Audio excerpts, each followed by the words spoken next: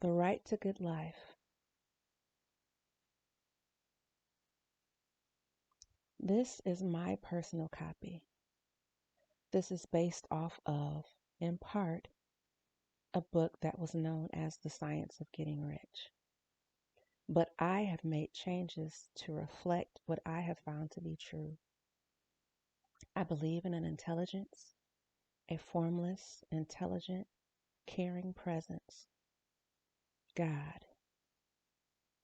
Substances can be manipulated without much thought and are themselves unthinking.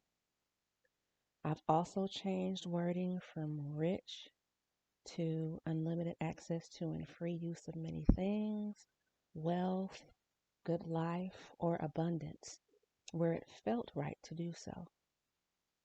This is not only about monetary gain, but about learning to deeply live and operate in abundance, in good life, and in freedom. I have found through experience that things I have needed or wanted, often not verbally expressed, have been brought to me without spending a lot of money, if any at all. A very intimate, specific, curated, and magical experience. They are gifts from God. There is no doubt as to how they came to be in my purview, and I ponder it often. And this confirms. I'm learning that mindset, heart set, and spirit are vital factors in this life change. I am now of the mindset that I can have use of and access to many things while I am alive.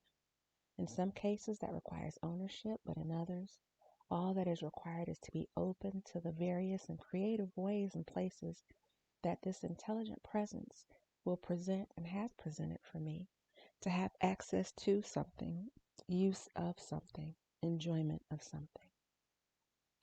I've also added notes and personal reflections and deleted whole parts that seemed and were deemed to be too grotesque.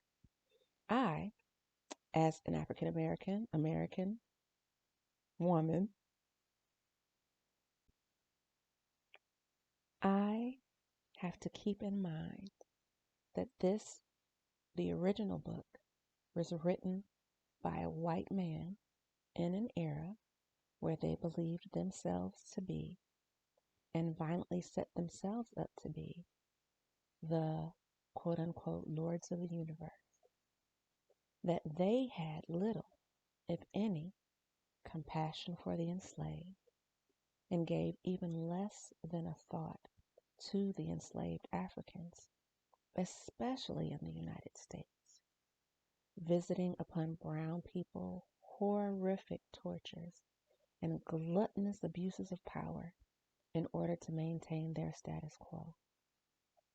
Because of this author, the original author, has a gross blindness.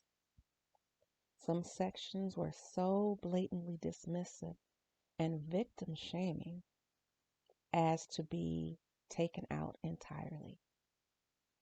Some sections are more applicable now, but the insidious vestiges of racism and patriarchy are still alive and well in the United States of America. If someone by chance gets my copy or hears my rendition, you can always find the original work elsewhere. This version has come through many years of reading, rereading, contemplating, prayer, reflection, and ultimately experience and experiment.